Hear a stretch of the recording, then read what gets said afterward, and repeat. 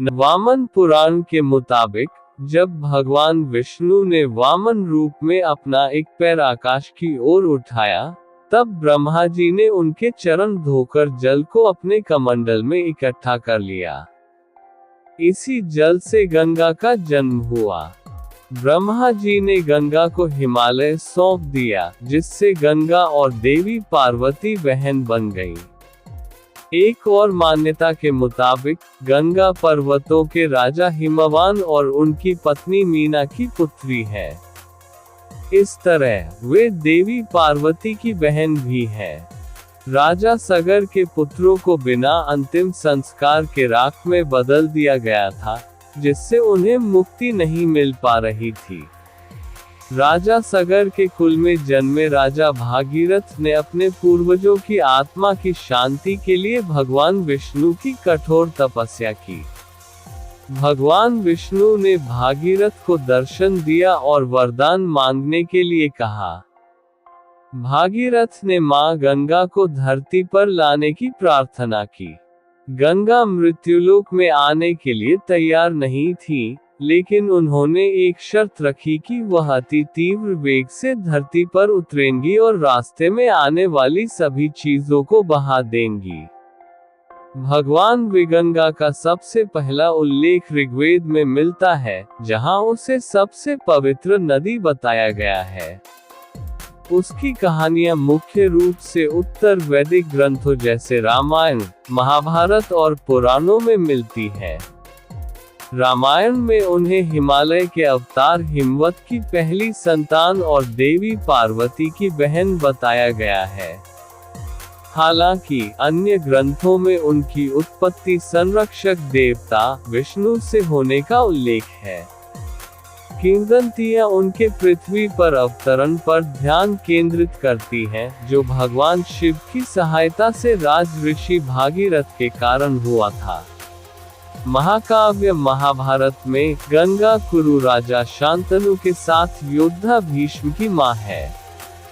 हिंदू धर्म में गंगा को मानवता की मां के रूप में देखा जाता है। तीर्थयात्री अपने परिजनों की अस्थियां गंगा नदी में विसर्जित करते हैं, जिसे वे आत्माओं, शुद्ध आत्माओं को मोक्ष, जीवन और मृत्यु के चक्र से मुक्ति के करीब लाने वाला मानते हैं। गंगा के किनारे स्थित कई पवित्र स्थानों पर उनके सम्मान में गंगा दशहरा और गंगा जयंती जैसे त्योहार मनाए जाते हैं, जिनमें गंगोत्री, हरिद्वार, प्रयागराज, वाराणसी और कोलकाता में काली घाट शामिल है।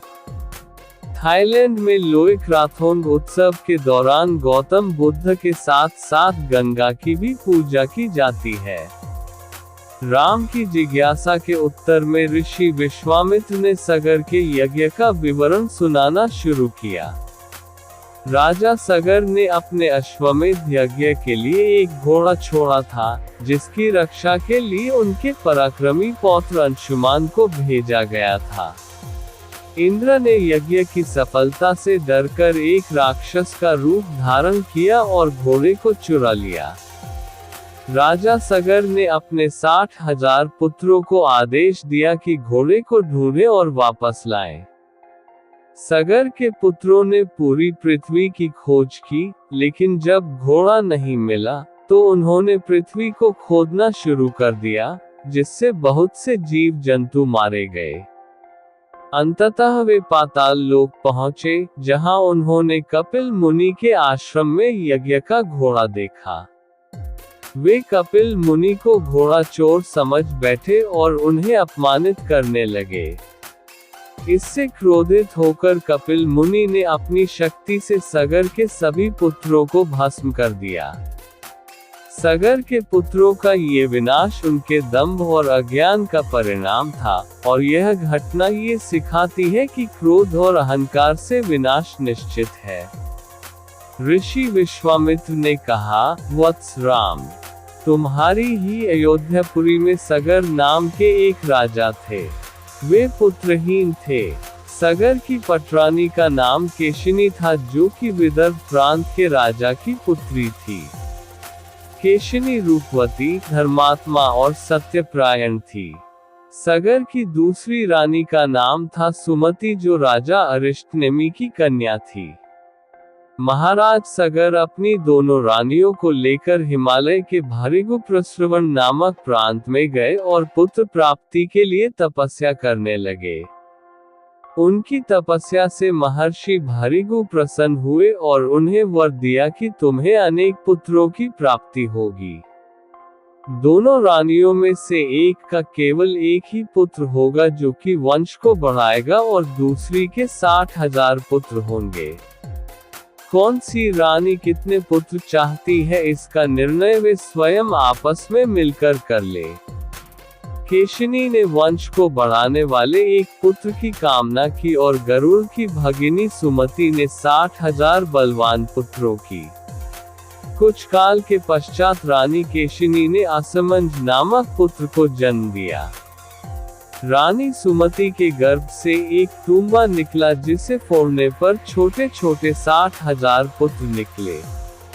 उन सब का पालन पोषण भी के घड़ों में रखकर किया गया। तारांकन काल चक्र व्यतीत होते गया और सभी राजकुमार युवा हो गए। सगर का ज्येष्ठ पुत्र असमंज बड़ा दुराचारी था और उसे नगर के बालकों को सरयू नदी में फेंककर उन्हें डूबते हुए देखने में बड़ा आनंद आता था। इस दुराचारी पुत्र से दुखी होकर सगर ने उसे अपने राज्य से निर्वासित कर दिया। असमंज के अंशुमान नाम का एक पुत्र था। अंशुमान अत्यंत सदाचारी और पराक्रमी था। एक दिन राजा सगर के मन में अश्वमेध यज्ञ करवाने का विचार आया।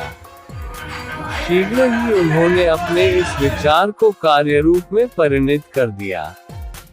राम ने ऋषि विश्वामित्र से कहा, गुरुदेव, मेरी रुचि अपने पूर्वज सगर की यज्ञ गाथा को विस्तार पूर्वक सुनने में है। अतः कृपा करके इस वृतांत को पूरा सुनाइए। राम के इस प्रकार से जिज्ञासा व्यक्त करने पर ऋषि विश्वामित्र प्रसन्न होकर कहने लगे, राजा सगर ने हिमालय एवं विंध्याचल के बीच की हरितिमायुक्त भूमि पर एक विशाल यज्ञ मंडप का निर्माण करवाया। फिर अश्वमेध यज्ञ के लिए श्यामकर्ण घोड़ा छोड़कर उसकी रक्षा के लिए पराक्रमी अंशुमान को सेना के साथ उसके पीछे पीछे भेज दिया। यज्ञ की संभावित सफलता के परिणाम की आशंका से भयभीत होकर इंद्र ने एक राक्षस का रूप धारण किया और उस घोड़े को चुरा लिया। घोड़े की चोरी की सूचना पाकर सगर ने अपने 60,000 पुत्रों को आज्ञा दी कि घोड़ा चुराने वाले को पकड़कर या मारकर घोड़ा वापस लाओ। पूरी पृथ्वी में खोजने पर भी जब घोड़ा नहीं मिला तो इस आशंका से कि किसी ने घोड़े को तहखाने में न छुपा रखा हो, सगर के पुत्रों ने संपूर्ण पृथ्वी को खोदना आरंभ कर दिया। उनके इस कार्य से असंख्य भूमितल निवासी प्राणी मारे गए। खोदते खोदते वे पाताल तक जा पहुँचे।